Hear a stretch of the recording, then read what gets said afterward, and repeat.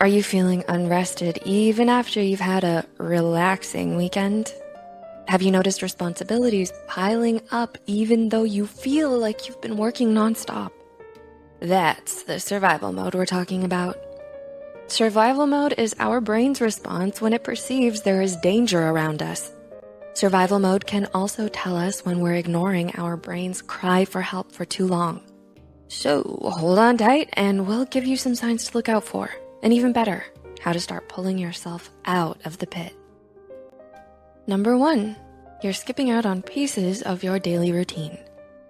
Do you have your own little routine to make your days easier? Do you throw in some self-care? Maybe you take a morning walk to get the day started. You get places in 15 minutes early to settle in. You eat lunch outside or maybe an evening workout session to wind down from the day. That's great. But someone who's living in survival mode may not keep up with these rituals. Every once in a while, that's absolutely okay. However, if you're skipping out on pieces of your daily routine, arriving places late, or not showing up at all most of the time, this could be a sign you're in survival mode. Number 2, you're ignoring your basic needs. Survival mode makes it difficult to do anything extra that isn't absolutely necessary. Whether it's meeting your basic needs like bathing, eating, drinking enough water, or making sure you get your self-care in. Survival mode makes us anxious and irritable. It uses up all of our energy to protect us from whatever danger our brain thinks is coming. Since all our energy is taken up preparing for this danger coming, nothing is left for our basic needs, which leaves us in a rut. When you're in survival mode, you may work until you're dehydrated and sick or until you realize closing time was 3 hours ago. Number 3, you go with the flow way too much. To clarify, you're not going with the flow here. You're being taken for a ride. The first one is not survival mode. Going with the flow is when you're choosing to consciously adapt so you can process. Being taken for a ride, however, is survival mode. This is the danger response of neither fight nor flight, but to submit or freeze. It's being so overloaded that you short circuit and do nothing. So everything and everyone who isn't you makes the decisions and you just go along for the ride. While your brain is saying, well, if I don't fight back or run away, it might not hurt me.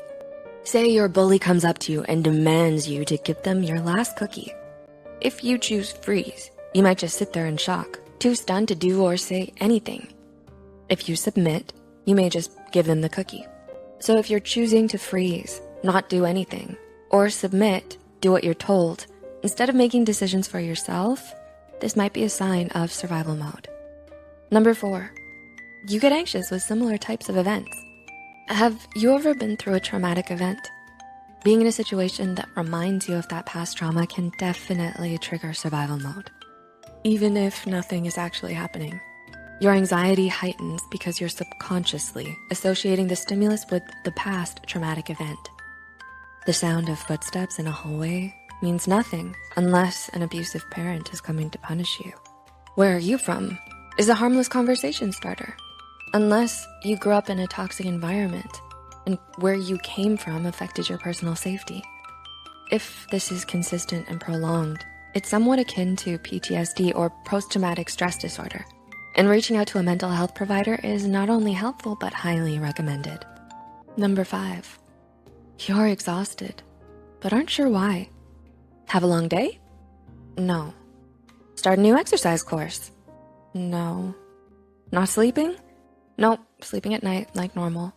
Why are you feeling exhausted then? Survival mode could be sucking up all of your energy, which keeps your body tense and anxious all the time.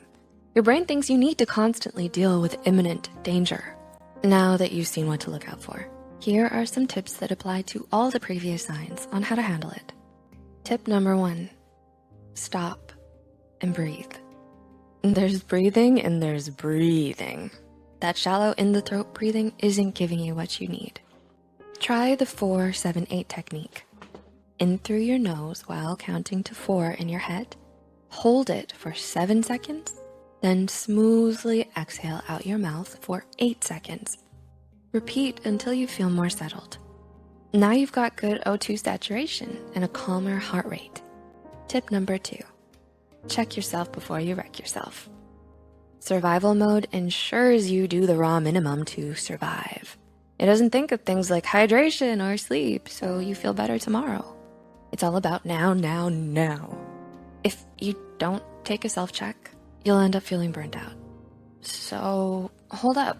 It doesn't take long. Just hit pause and go through a mental checklist of your basics.